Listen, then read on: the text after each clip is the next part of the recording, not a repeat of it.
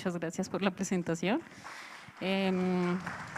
Y lo que vamos a hacer ahorita, justo antes ya del almuerzo, es poder ver un poquito esas definiciones, ubicarnos en las definiciones de epilepsia, saber qué es la epilepsia refractaria, porque no todas las epilepsias son refractarias, afortunadamente, y qué podemos hacer, cómo cogemos esos pacientes y enfocamos su tratamiento y qué opciones de tratamientos tenemos, para que en la tarde podamos ver a más profundidad varios de estos tipos de tratamiento.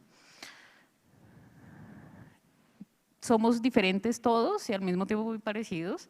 Genéticamente la diferencia realmente es mínima, nosotros nos vemos muy diferentes, pero porque estamos acostumbrados a vernos, pero si nos viera otra especie, pues somos casi lo mismo. Y la epilepsia, es importante que sepamos que tiene definiciones en las que nos hemos puesto de acuerdo desde hace muchos años. Nosotros, los seres humanos, nos gusta poner cositas en cajones para que sea un poquito más fácil comprenderlos y creer que ya lo manejamos un poco mejor. No siempre es cierto, pero sí es cierto que es muy útil ese tipo de clasificaciones para que todos nos pongamos de acuerdo, todos hablemos de la misma forma y así podamos mejorar nuestro proceso de diagnóstico en forma más temprana y los procesos de tratamientos. ¿La epilepsia qué es? Es una enfermedad que es cerebral, caracterizada por la predisposición crónica y duradera, eso quiere decir que la persona tiene la facilidad de hacer crisis de epilepsia y las va a seguir haciendo. ¿Sí? Entonces, por definición, es un diagnóstico clínico. Una persona que ha tenido más de 2 crisis de epilepsia que no han sido facilitadas, es decir, que no es porque justo tuvo un accidente y tuvo un trauma craneoencefálico severo y en ese momento que está mal está teniendo las crisis, no, eso es una cosa aguda, pero si es una persona que en su día a día, en su condición basal, tiene 2 crisis de epilepsia espaciadas 24 horas entre ellas, va a seguir haciendo crisis. Y eso ya me da el diagnóstico. Es importante recordarlo porque es un diagnóstico puramente clínico y es una cosa que nosotros en medicina posiblemente o dentro del área médica lo tenemos un poquito más claro y hay que transmitírselo a las familias, porque las familias muchas veces siempre esperan, no, pero ¿y cuál es el examen que me lo comprobó? El diagnóstico es clínico, hay exámenes que nos van a ayudar y que hay que hacer. Pero debemos comprender que esto es una predisposición del cerebro a tener una actividad eléctrica anormal que hace que funcione por raticos mal y que genere las crisis de epilepsia. ¿Y qué es la epilepsia refractaria? Entonces, de esas personas que empiezan a tener crisis de epilepsia, vamos a empezarles un tratamiento. Empezamos con tratamientos con fármacos anticrisis, que es como les decimos ahora. Antes ustedes verán que les decíamos fármacos antiepilépticos. Igual ustedes saben que las clasificaciones, igual que todos son una moda, van cambiando con los años. Entonces, en este momento lo que está de moda es decir fármaco anticrisis y la verdad sí tiene más sentido, porque los fármacos anticrisis son para controlar los síntomas de la epilepsia, no quitan ni curan la epilepsia, pero son el pilar fundamental del tratamiento. Y si a una persona le damos 1 o 2 fármacos anticrisis que son adecuados para su tipo de epilepsia y aún así no se controlan las crisis, eso es una epilepsia refractaria. Y este muñequito es para no olvidarnos de una cosa que me decía a mí un profesor cuando yo era estudiante y presentaba los casos clínicos y siempre me decía, tráigame la información completa, porque usted tiene que empezar a tener la información de el paciente cuando llega y usted le pregunta, ¿qué pasó? ¿Convulsionó? ¿Pero cómo convulsionó? Pues así como convulsionan, se cayó y convulsionó. Ok, bien. No, pero ¿cómo convulsionó? Necesitamos, él decía, hay que jalar la pita. Usted tiene que coger y jalar y sacar más información, porque esa información es la que le va a dar la posibilidad y le va a dar la opción de poder enfocar bien qué tipo de crisis está teniendo, en qué parte del cerebro estamos presentando el problema que me está generando las crisis y con eso buscar el camino para clasificar el tipo de epilepsia y buscar el camino para saber cuál es la causa de esa epilepsia, ¿sí? Porque la epilepsia, las crisis de epilepsia son solo el síntoma, ¿no es cierto? El cerebro tiene un corto eléctrico o en un pedacito o todo al tiempo o varios pedazos y rápidamente se extiende el corto eléctrico, funciona mal y la consecuencia es la crisis. Si la persona se cae al piso y tiene movimientos generalizados, ese es fácil de saber que es una crisis de epilepsia, todo el mundo va a saberlo, pero no todas las crisis son tan obvias, hay crisis focales, que quiere decir que empiezan en solo un pedacito del cerebro, no van a ser con una clínica tan florida, pero también tenemos que identificarlos y eso nos va a ayudar a saber también que es un tipo diferente de crisis. Y ya cuando diagnosticamos que, bueno, tiene unas crisis de epilepsia, ya sabemos qué tipo de crisis son y ha hecho varias, esto lo llamamos epilepsia, ¿no es cierto? Y la diferencia entre si es focal o no, tengo que ver después por qué esa persona tiene epilepsia. Y hay que buscar la etiología, hay que tratar de buscar la causa y no olvidar ese trabajo que tiene que tener todo médico, o sea, al que le gusta la medicina normalmente tiene que tener un poquito de investigador, debe tener un poquito de detective, porque si no le gusta buscar la causa, pues nos vamos a quedar a la mitad y no vamos a lograr lo que queremos. Y para eso debemos recordar, pues somos seres humanos, que tenemos un bagaje evolutivo, tenemos una familia, ¿no es cierto?, papá y mamá, y de ahí para atrás todo el antecedente familiar, muchas veces podemos hacer un familiograma entero, si el tiempo de la consulta da, si no, ahí vamos mirando por caminitos, lo vamos haciendo, porque tenemos un bagaje genético que nos acompaña y que nos puede dar incluso la predisposición a varias enfermedades. Tenemos también, entonces, si nos fue bien 9 meses de gestación, de pronto un poquito menos, ¿no es cierto?, y en esos 9 meses es cuando la persona se está formando y por eso son tan importantes los antecedentes. Entonces, claro, también ustedes verán que las historias de neurología son 3 páginas que todo el mundo dice que nadie lee, aún así hay que hacerlas, ¿listo? Y se burlaban de nosotros algunos de los compañeros porque dicen, no, pues y ya le preguntó si el perico se murió de ictericia cuando era chiquito. Sí, ya le pregunté si el perico se murió de ictericia o no, porque es importante tener todos esos antecedentes familiares, personales, perinatales, porque todo eso son las pistas que nos van a ir dando la opción de saber cuál es la causa, comprender mejor qué está pasando y poder tomar decisiones más acertadas. El momento del nacimiento, que puede ser un parto normal, vaginal, pudo haber sido una cesárea, pudo algo haber salido mal y ser un parto distóxico. Esos son datos importantes porque no solo porque se pueda generar un daño en ese momento, porque podría serlo, sino que en realidad pocas cosas son más naturales que un parto y a los seres humanos se nos olvida por alguna razón. Si algo está saliendo mal en el parto, es un indicador grande de que hay una alta probabilidad de que ese bebé venga con algo, con una patología de base. Puede ser genética, puede ser congénita, porque si ustedes ven, dependiendo de los estudios, pero cada vez lo vamos viendo más, los partos que se complican, en su mayoría, 70-80%, los niños traían alguna patología de base. Y eso se nos olvida. Entonces es un dato importante por más de una razón. Y se nos olvida también porque a veces entonces se asfixió al nacer y le echamos la culpa de todo a la asfixia, pero de pronto no es la única culpable y no completamos los estudios para buscar posibles patologías genéticas de base en ese paciente.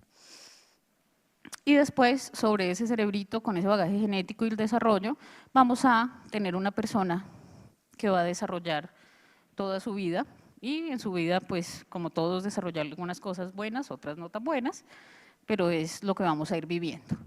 ¿Y esto para qué? El inicio temprano quiere decir que debemos todos estar atentos, no solo con la epilepsia, sino con muchas patologías, para lograr hacer un diagnóstico temprano, lo que repetía la doctora hace un momento.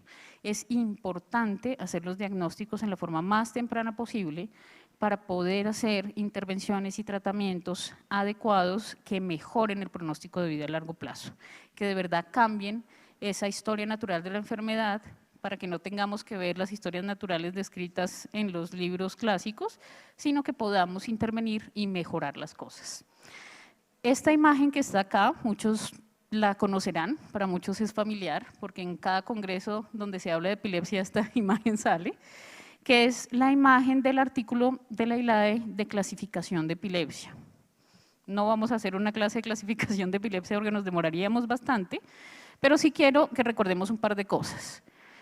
Primero necesitamos saber cuáles son los tipos de crisis. Para saber cuáles son los tipos de crisis, siempre se ha insistido en que es necesario que usted anote en la historia clínica cuál literatura, lo que el paciente le dice y la información que usted logró obtener. Es decir, era una tarde soleada, bueno, eso podríamos quitarlo lo de que es soleada, pero sí que era en la tarde y que el niño estaba o despierto o dormido, ¿no es cierto? Y hay que preguntar qué fue lo que pasó. Yo sé que es difícil y para los pacientes también y las familias es difícil porque las familias pues cayó y convulsionó. ¿Cómo? Pues ¿cómo convulsionan? No, espere, tranquila. Pero es que yo estaba muy angustiada. Claro que está angustiado y eso lo entendemos, pero necesitamos tratar de saber si hay detalles. avisó antes de que le diera la crisis, estaba raro antes, se quedó desconectado, se cayó al piso de una vez o se quedó como congelado. ¿Qué fue lo que pasó? Entonces, esa descripción, por eso digo cuál literatura, debe estar en la historia clínica, en el motivo de consulta, porque eso es la descripción de la crisis. Ya después yo la tengo y entonces lo que hago es interpretarla y digo, no, esto fue una crisis focal, o no, creo que fue una crisis generalizada. Se le caía la cabeza, creo que son crisis atónicas. El bebé tiene 3 meses o 6 y como que se encoge y se asusta y hace varias veces una tras otra. De pronto son espasmos infantiles. ¿Listo? Entonces yo tengo que escuchar lo que me dicen, lo pongo en la historia, luego lo interpreto y digo qué tipo de crisis es. Y ya teniendo el tipo de crisis, entonces veo el resto de cosas. Si además, qué edad tiene, si es una persona que venía con un neurodesarrollo normal, o si es una persona que venía con una alteración en el neurodesarrollo, de pronto tiene una parálisis cerebral y de pronto quiere decir que ya tiene un daño estructural. Y con eso voy armando mi rompecabezas para saber qué tipo de epilepsia es, porque una cosa es el tipo de crisis y otra cosa es el tipo de epilepsia. Y ahí defino qué tipo de epilepsia es, que también las tenemos, que yo sé que uno se confunde porque son como las mismas casillitas, pero son dos cosas diferentes. Entonces lo clasificamos en si es focal, generalizada, combinada, que acá le decíamos en Colombia mixta, o de origen desconocido. Y hay una cosa específica que se llaman síndromes epilépticos, que a diferencia de la definición de síndrome en casi el resto de la medicina, ¿no es cierto?, que es un conjunto de síntomas y signos que clasificamos en un cajón, en epilepsia los síndromes epilépticos todos tienen nombre y algunos hasta tienen apellido, ¿sí? Entonces hablamos de síndrome de Lennox-Gastaut, síndrome de West, síndrome de epilepsia estatomioclónica o de Dosé, síndrome de Ohtahara, muchos tienen epónimos. Muchos tienen el epónimo más un nombre largo al lado, entonces cualquiera de los dos nos sirve mientras sepamos ubicarnos, ¿no es cierto? Y tienen una edad de aparición, un tipo de crisis, una evolución, un tipo de electroencefalografía y sabemos ya con esos datos, muchos datos de cuál es el mejor medicamento, qué posible pronóstico tenemos y muchas veces todos esos que tienen nombre raro, todos los que tienen epónimo son urgencias. Esos no son, ay, te vi hoy, estás mal. Nos vemos en 6 meses, no. ¿Sí? Si tengo un síndrome de West, quiere decir que un bebé de 3 o 6 meses empezó con las crisis y que de pronto el desarrollo que ya ha tenido, que ya se sienta, que ya está mejorando su desarrollo, puede perderlo, puede hacer un retroceso en el neurodesarrollo, porque las encefalopatías epilépticas, que casi todas están acá, en los síndromes epilépticos causan retroceso en el neurodesarrollo y lo que se pierde no siempre se puede volver a ganar. Entonces, que yo controle la epilepsia en un niño de 3 o 6 meses en 2 meses es muy diferente a que lo controle en 7 meses, porque el niño que controlo en 1 o 2 meses va a quedar bastante bien y puede que recupere muchas habilidades de desarrollo.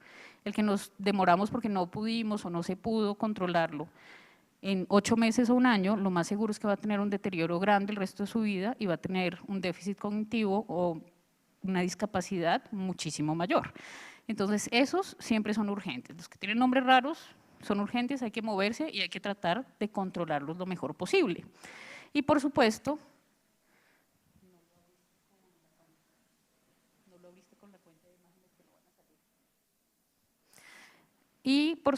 vamos a tener entonces allí una pregunta que nosotros nos tenemos que hacer. ¿Seguro que el diagnóstico es correcto? ¿Por qué? La duda sistemática debe acompañarnos.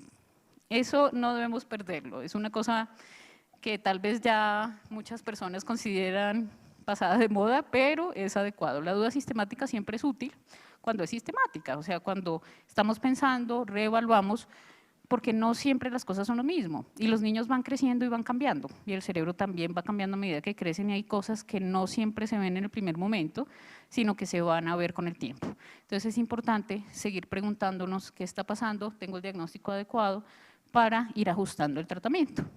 Entonces de 100 pacientes que tienen epilepsia, el 70% se van a controlar con 1 o 2 medicaciones. El 30%, el 20 al 30%, dependiendo de los estudios, van a tener una epilepsia refractaria. Ese 20 o 30% necesitan cosas adicionales. Solo con la medicación no vamos a lograr controlarlos y necesitamos buscar esas herramientas adicionales que tenemos para poderles ayudar. Por supuesto, tengo que asegurarme de que sí sea refractario, ¿no? Porque es que también hay muchos pacientes que llegan a la consulta de epileptología por epilepsia refractaria, entonces uno primero tiene que empezar a mirar, bueno, ¿qué pasó? ¿Tengo la etiología correcta o de pronto estamos confundiendo una cosa con otra? Porque hay pacientes, por ejemplo, que pueden tener enfermedades genéticas, que tienen crisis de epilepsia más movimientos anormales, o que tienen daños cerebrales con movimientos anormales, y no siempre es fácil decir, no, esto es un movimiento normal o esto es una crisis de epilepsia.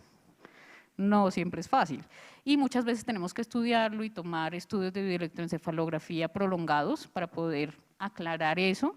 Y de pronto hay pacientes que nos llegan que los estamos manejando como epilepsia refractaria y le subimos medicamentos y póngale 3, 4 medicaciones y estamos tratando de controlar algo que no es con la medicación inadecuada. Entonces es muy importante ese diagnóstico diferencial. ¿El tratamiento es el adecuado? Sí le dimos el tratamiento adecuado para su tipo de epilepsia, porque podría ser que de pronto es una epilepsia más bien como familiar, pero tiene ahí como su componente focal y no me quedó claro, y entonces le pusimos carbamazepina y no mejoró, se empeoró, porque de pronto ese no era. De pronto tenía un síndrome epiléptico más familiar y algunos medicamentos podrían empeorar las crisis y lo que tenemos que hacer es reclasificarlo y cambiar el tratamiento. Todo lo que tiene es epilepsia, no lo sabemos, porque también hay comorbilidades de mucho tipo, ¿no? Otra comorbilidad frecuente son las comorbilidades psiquiátricas en todas las enfermedades neurológicas y crónicas, y la comorbilidad entre epilepsia y depresión es una de las más altas que vemos, y muchas veces pueden presentar también eventos de crisis epilépticas y asociados también eventos de crisis que no son epilépticas, de origen más psicógeno. Adherencia al tratamiento, esto es importante porque a mí me han llegado pacientes con nada le sirve. Muy bien, muy bien. ¿Qué le dio? Ácido valproico 2 días. ¿Y se lo quitó por qué? Se le puso una aña verde. Bien, listo. ¿Y después qué le dio? Carbamazepina. Bueno, ¿cuánto le dio? No, es que le dimos medio centímetro cada 12 horas por 2 meses. Ok, bueno. ¿Y después qué le dio? Y así. Y hay pacientes que realmente han pasado por 3 o 4 medicaciones, pero ninguna ha estado adecuadamente puesta, ha estado en dosis adecuada. ¿Eso pasa por qué? Por muchos motivos.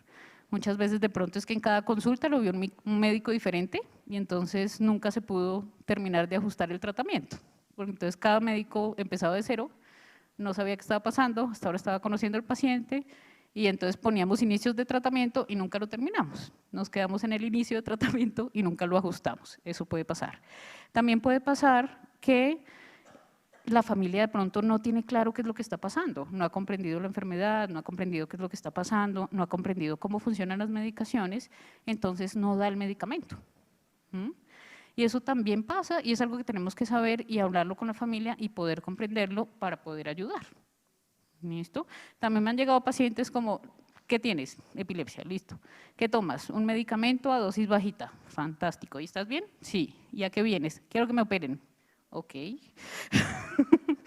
No comprendo tu razonamiento, pero vamos a revisarlo. Entonces, eso es importante. La comprensión de la enfermedad es indispensable, o si no, los tratamientos van a ser muy, muy complicados. Hábitos de vida. Pues también está el adolescente que venía controlado, pero pues ahora se me olvida tomarme la pasta y trasnocho todos los días y me voy de fiesta y qué raro que tomo trago, no me tomo la medicación y convulsiono. Y uno dice, bueno, sí, es muy raro. Vamos a ver qué podemos hacer para que las cosas mejoren. Y en cuanto al tratamiento, es indispensable que tengamos claras las expectativas, hacer una combinación de fármacos anticrisis lo más sinérgica posible. Entonces trato de utilizar medicaciones que tengan diferentes mecanismos de acción, con eso 1 más 1 no es 2, sino que se potencian entre ellos y además disminuyo la incidencia de efectos adversos, ¿no es cierto? Porque entonces al tener diferentes mecanismos de acción, los efectos adversos pueden ser menores. Muchas veces le digo a los pacientes que, porque los pacientes se asustan mucho cuando uno dice, no, ya llevamos 2 medicaciones, tenemos que poner una tercera, ¿no es cierto? Pero yo les explico a veces, les digo, mire, es que es mejor a veces que usted tenga 3 medicaciones a dosis bajas o intermedias y que se potencien entre ellos y usted esté sin efectos secundarios, a que yo tenga 1 o 2 a dosis tope para poderlo controlar, pero que va a estar con sueño, que va a estar con mucho más efecto secundario. Hay que encontrar la combinación adecuada de medicaciones. Y si con solo los fármacos anticrisis no logramos el control, pues tenemos que buscar otras opciones. ¿Y hay otras opciones? Sí, hay varias opciones. Por supuesto, todos quisiéramos el tratamiento mágico, te doy una pastica y no vuelves a convulsionar, te doy una pastica al día y todo va bien, todos lo quisiéramos, pero pues la vida es como es. ¿Y qué sí tenemos que hacer? Una estrategia de tratamiento. Si tenemos un tratamiento sin estrategia, no va a funcionar, que eso es lo otro que vemos con frecuencia, ¿no? Entonces hay que tratar de tener el cuadro clínico del paciente, tener el paciente completo, eso incluye síntomas, posible etiología, perdón, se me olvidó ponerlo en silencio y justo hasta ahora me están buscando por ahí en el hospital y ahorita les decimos que ando ocupada. Entonces, tenemos que ver el paciente completo, etiología, diagnóstico, hábitos, creencias familiares, el entorno familiar para poder diseñar un tratamiento adecuado, porque si no, pues uno en consulta puede decir lo que quiera, pero uno no debe olvidar que uno realmente lo que hace es aconsejar a las personas, ¿sí? Y si no llegamos a un acuerdo en común, va a ser muy difícil poder ayudar a esas personas. Acabo de pasar 2 diapositivas básicamente para que recordemos los principales fármacos anticrisis que tenemos disponibles en Colombia, con algunos de sus mecanismos de acción y las elecciones que tenemos como primeras opciones, sobre todo en crisis focales. Las que más utilizamos son carbamazepina, carbazepina, la cosamida, la motrigina, la betilacetam. Y en adición, estas son las que solemos tener. Este es más como el chismoso para tener por ahí para los internos que empiecen a rotar por urgencias. Y las de las crisis generalizadas. ¿Por qué es esto importante? Por lo que decíamos hace un rato, ¿no? Si yo tengo un paciente con crisis generalizadas y de pronto es de etiología familiar y le pongo fenitoína cuando lo impregnan en urgencias, de pronto lo empeoro. Y tengo que ponerle valproico, ¿sí? Entonces, estas tablitas de medicamentos siguen siendo muy útiles, es bueno que lo tengamos por ahí a mano para esas medidas iniciales. Pero, como estamos hablando de epilepsia refractaria, entonces vamos a ver qué más tenemos. Tenemos los fármacos anticrisis, pero si no funciona, ¿qué otras opciones tenemos? Tenemos la posibilidad de cirugía de epilepsia, entonces las personas con epilepsia refractaria deben ser evaluadas en un grupo de cirugía de epilepsia para ver si esta es una opción de tratamiento. Tenemos terapia cetogénica, tenemos otros tratamientos como la inmunomodulación y algunos otros medicamentos que también dependen de cada patología. Por ejemplo, en varias patologías genéticas hay medicamentos específicos que uno puede utilizar, pero sí depende mucho de la etiología. En inmunomodulación, tal vez de lo más conocido que tenemos es el ACTH, que cada vez ha sido más difícil ponerlo por esta dificultad de medicamentos, pero que es indispensable, por ejemplo, para tratamientos como síndrome de West o otras encefalopatías. Cuando no tenemos ACTH, entonces usamos mucho corticoide sistémico. Seguramente los médicos de acá sabrán que en neurología nos gusta colocar corticoides sistémicos en varias condiciones. La inmunoglobulina en algunas condiciones específicas también y otros medicamentos. Tratamientos no farmacológicos. Como decíamos, tenemos la posibilidad de cirugía de epilepsia, pero debe ser evaluado en un grupo específico de cirugía. Esta tarde hablaremos un poco más al respecto. También tenemos la dieta cetogénica o terapia cetogénica. ¿Qué es eso? Es una nutrición específica, especial, que se diseñó para disminuir las crisis de epilepsia y mejorar la calidad de vida de los pacientes con epilepsias refractarias. Entonces vamos a echarle un ojito al programa de cirugía, al programa de terapia cetogénica que ya venimos desarrollando acá en el Hospital de la Misericordia en los últimos años, con un apoyo adicional, que sabemos que pues por las aseguradoras es muy difícil que haya una consulta con nutrición o nutricionista especializado en dieta cetogénica, hay muy pocos. Y conseguir con ellos, por ejemplo, las citas o no los cubre la EPS, no es tan fácil. Entonces, para tratar de mejorar eso, precisamente hemos estado intentando en los últimos años establecer mejor los protocolos, hacer un seguimiento más adecuado. Utilizamos todas las variedades de dieta asociada a terapia cetogénica, porque no es una sola, son varias, y tampoco es la que sale en todos los programas keto en Instagram o Facebook o YouTube. Ese es el que está de moda ahorita para adelgazar, aunque de pronto hay una que otra receta útil, debo admitirlo, y las podemos utilizar. Estamos haciendo acá acompañamiento de herencia a los pacientes. Bueno, estamos haciendo, es mucho, lo está haciendo la doctora Piedad Urieles, que es la nutricionista que me está ayudando con el programa. Empezamos ya desde finales del 2022 con esta consulta adicional. Esta es como la evolución de los pacientes que se han hecho y esto nos ha permitido tomar muchos pacientes que tenían este tratamiento no bien estructurado, no siendo costo efectivo y poder garantizar que el tratamiento se hace bien, ver que funciona y lograr que precisamente todos estos tratamientos sean costo efectivos y estén bien montados, porque es que, como decíamos, ninguna cosa, ningún tratamiento sin estrategia va a funcionar. Tienen que las cosas tenerse bien montadas, hacer un seguimiento adecuado y ahí sí vamos a ver qué funciona.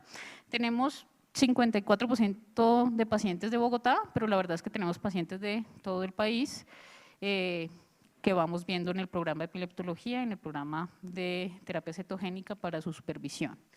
Hemos hecho ya actividades académicas, ella es la doctora Piedad, que está por acá sentadita, que es la que me está ayudando con los protocolos y demás. Y hemos ido avanzando mucho en eso. ¿Qué quiero mencionar antes de ya liberarlos para que vayamos a almorzar? Que yo sé que ya hay preguntas. Ok, ya voy. Entonces, debemos individualizar el tratamiento, con cada paciente hay que individualizarlo. Y no sé si en su casa usan el término del dinero no crece en los árboles. ¿Por qué es eso? Porque sí hay que tener costo efectividad en los tratamientos. O sea, que el sistema de salud nos dé tratamientos que son costosos no quiere decir que los desperdiciemos, ni que los usemos mal, eso es ridículo. Entonces sí tenemos que tener tratamientos costo efectivos y eso mejora mucho si tenemos protocolos institucionales y si tenemos programas bien desarrollados. Y hay que buscar ese tratamiento individual y ese equilibrio, pero pues uno lee los libros, lee los protocolos y espera que las cosas sean así, pero normalmente son diferentes, son más algo así, porque la vida no funciona como dicen los libros o los protocolos, hay que adaptarnos y hay que buscar las formas para que funcionen. Como mensaje sí quiero dejarles que hay que tener objetivos realistas en los tratamientos, porque cuando hablamos de epilepsia refractaria quiere decir que vamos a buscar lo mejor posible, y el mejor posible siempre es tratar de tener 0 crisis, pero no siempre se logra tener 0 crisis, ¿sí? Pero eso no quiere decir que no hay nada para hacer, hay mucho para hacer, porque tenemos que tener también objetivos de tener la menor cantidad de crisis posible o quitar las crisis que sean más peligrosas o que generen más daño o más accidentalidad, disminuir las complicaciones asociadas, mejorar la calidad de vida del paciente y la familia, que eso siempre es indispensable, y hacer un manejo adecuado de las comorbilidades. No sé si hay alguien más acá que vea anime o soy yo la única. Seguramente que hay más, pero bueno. Este es una imagen de Naruto, ¿sí? Y resulta que ahí le están enseñando a jugar ajedrez japonés, que es el shogi. Ahí muestran como una generación, varias generaciones aprendiendo a jugar ajedrez. Y ahí siempre hacen una pregunta, ¿quién es el rey? ¿A quién protege uno cuando está jugando? Toda esa estrategia es ¿para qué? ¿Sí? ¿Por qué? Porque lo mismo nos pasa a nosotros. A veces uno dice, ¿quién es el rey? ¿A quién estoy defendiendo? ¿Para quién hago esta estrategia? ¿Para la epilepsia? ¿Para controlar la epilepsia? Entonces es ahí cuando yo digo, mi objetivo es 0 crisis y lo tengo con 0 crisis, 3 medicamentos a dosis alta, pero está dormido todo el día, pero está con 0 crisis. Ah, está con 0 crisis, vamos bien. No, porque el rey es el paciente. ¿Listo? Entonces las prioridades son las del rey. ¿Qué prioridades tiene? Crisis, claro, es importante, pero a veces hay otras. Comportamiento, que esté despierto, desarrollo, que se sienta bien, ¿no es cierto? Son muchas prioridades. Y hay que tener por eso ese esquema de tratamiento y adecuarlo, porque de pronto tengo que tener unas cuantas crisis, pero que la persona esté despierta y que pueda hacer una vida funcional, ¿no es cierto? Entonces ahí es donde quería traer esa imagen. Y es un trabajo en equipo multidisciplinario, el que dirige el trabajo es el paciente y la familia, siempre, porque uno puede decir misa, pero ellos son los que van a decidir qué vamos a hacer, ¿no es cierto? Eso uno tiene que tenerlo clarísimo. Además, cuando uno lo tiene claro, ya uno también se relaja, porque uno al principio es como, pero le dije que hiciera tal cosa y no la hizo, ¿cómo le ayudo si no me hace caso? Entonces uno ya después entiende y dice, bueno, Yo doy consejos, yo quiero ayudarte, pero dime en qué te puedo ayudar, porque hasta ahí puedo llegar, ¿no es cierto? Y eso mejora las cosas y va a facilitar la relación, pero sí tenemos que tener un equipo multidisciplinario para las enfermedades y para las epilepsias complicadas, donde normalmente está el paciente y la familia. Tenemos un especialista de cabecera que suele ser el que empieza a dirigir un poquito como la estrategia. Digamos que si nos queremos dar un título y sentirnos bien, pues seríamos como el general, pero no el rey, ¿listo?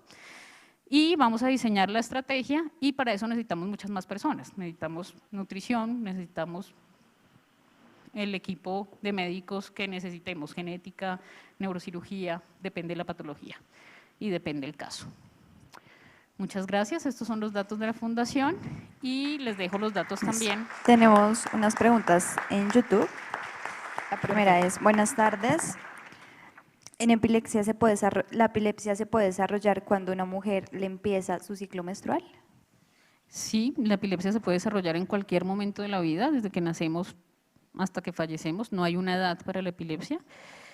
Hay algunas epilepsias que tienden a ser familiares, que tienen un componente genético y hay familias donde hay varias personas que desarrollan epilepsia y muchas de ellas se pueden facilitar en la adolescencia durante el desarrollo hormonal. Perfecto. Estefanía Chacón Ortiz pregunta varias cosas. Una de ellas es cómo funciona la bomba de baclofeno, cómo se inserta en el cuerpo. La bomba de baclofeno es un tratamiento para espasticidad, no para epilepsia. Se coloca normalmente en la columna por medio de un procedimiento quirúrgico para disminuir la espasticidad. Y nos preguntan qué opinan acerca del cannabis medicinal para el control de la epilepsia. El cannabis medicinal es una medicación que llevamos siglos utilizando en realidad, ahorita es que está de moda. En Colombia lo utilizábamos en realidad hace más de 15 años y como cannabis medicinal de calidad farmacéutica lo tenemos autorizado ya desde hace varios años para dos tipos de epilepsia en específico, que es el síndrome de Lennox-Gastaut y el síndrome de Dravet. Es una buena medicación, funciona muy bien. Como todo medicamento, sigue sin ser tampoco el medicamento mágico que va a resolver todo, pero es muy útil para varias personas, no para todas. Es un buen tratamiento y pues el sistema de salud lo cubre solo para dos tipos específicos de epilepsia. Para el resto puede ser una opción, pero en general las familias tienen que cubrirlo si no está dentro de estos. Y esta tarde vamos a hablar de eso, entonces, bueno, muchas gracias. Me están haciendo caras que termine para poder ir a almorzar, pero una última pregunta. Gracias, muy buenas tardes. Yo tengo un hijo de 28 años, él tuvo una hipoxia cerebral, él tiene su hemiparesia izquierda, él tomó medicamentos hasta los 18 años, convulsionó hasta los 14 años, pues gracias a Dios no volvió a convulsionar, tenía una epilepsia generalizada. Yo quiero saber qué riesgo hay que él vuelva a convulsionar. Después de, me dices que ya tiene 28, ¿no? Y la Sí. última crisis fue a los 14. Sí.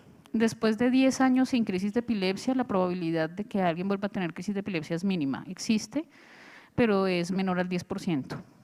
Entonces, de hecho, en medicina tomamos como marcador para decirle a alguien, para atrevernos a decirle a alguien que se curó de la epilepsia, que lleve 10 años sin convulsionar y sin medicación. Entonces está justo en el punto me sirve usted de ejemplo para la definición. Bueno, existe riesgo, pero es muy bajito. Buenos días. Para todos y todas, mi nombre es Andrés Rodríguez, soy cuidador, cuidé a mi madre por 15 años postrada totalmente en cama. Soy el primer hombre certificado en Colombia como cuidador por parte del SENA y con 5 títulos más, Universidad Nacional, Instituto Roosevelt, entre otros, creador de la Red Internacional del Cuidado. Tenemos 1000 cuidadores y cuidadoras de personas con discapacidad dentro de nuestra red. Somos la primera organización con oficina y tenemos de las 7 discapacidades en Colombia. Tengo una preocupación grande. Estoy muy contento de estar aquí, de verdad que les agradezco inmensamente por la invitación.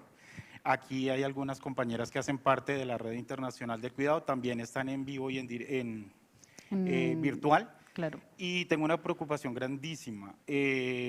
Recientemente no les están entregando a las cuidadoras el medicamento para las convulsiones de la persona con discapacidad. Sí. Nosotros tenemos muchos casos allí. De hecho, hacemos maratones con los que medio tienen para que les den porque realmente no les están entregando los medicamentos. La otra semana vamos a hacer la denuncia. Gracias a Dios tenemos uno de los mejores abogados en salud, que es el doctor Daniel Posada, que nos apoya mucho. Pero estamos preocupados por ese tema, están convulsionando Sí. las personas con discapacidad, tenemos varios casos dentro de la red. Estamos aquí presentes, uno para aprender de ustedes, que son los expertos, pero también para decirles, aquí estamos, queremos ayudar, queremos trabajar con ustedes y realmente mirar a ver qué soluciones podemos dar, porque realmente no están entregando los medicamentos en las EPS. Es verdad, Muchas y gracias. es la misma preocupación que tenemos nosotros. De hecho, yo creo que todos tenemos dolor de cabeza crónico desde hace unos meses porque todos los días es lo mismo, llegan los pacientes para que veamos si cambiamos la fórmula, que cambie la marca, que cambie el tipo de concentración del medicamento.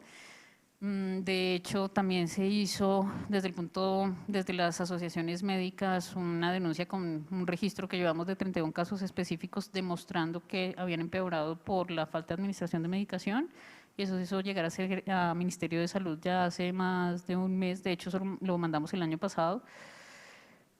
Está muy difícil la situación porque es una situación complicada, pero creo que sí debemos unir esfuerzos y de hecho pues sería interesante que unamos los datos porque las asociaciones médicas también han hecho pronunciamientos, estamos haciendo de hecho desde una cosa del Ministerio de Salud que se llama la Mesa de Salud Mental que tiene una subdivisión que es epilepsia, un seguimiento de eso y estamos como reportando los casos a ver qué podemos hacer, pero sí creo que tenemos entre todos que buscar la forma de lograr que eso mejore.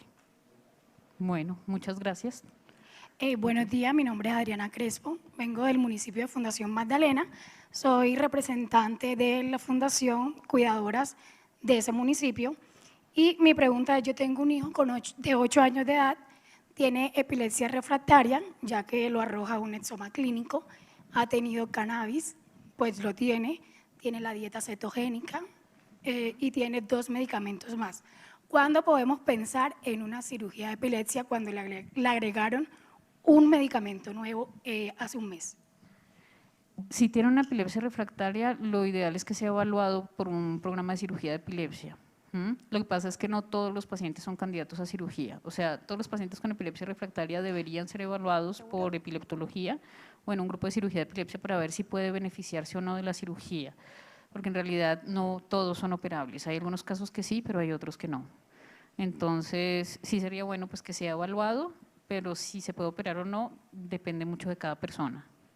Pero lo ideal sí sería que todas las epilepsias refractarias pudieran llegar a un programa de epileptología y ser evaluados en un programa de cirugía de epilepsia. Bueno, creo que estamos más o menos en hora. Agradecer a la Creo que sí. doctora la Muchas charla gracias. y invitarlos a todos a almorzar con el Vale.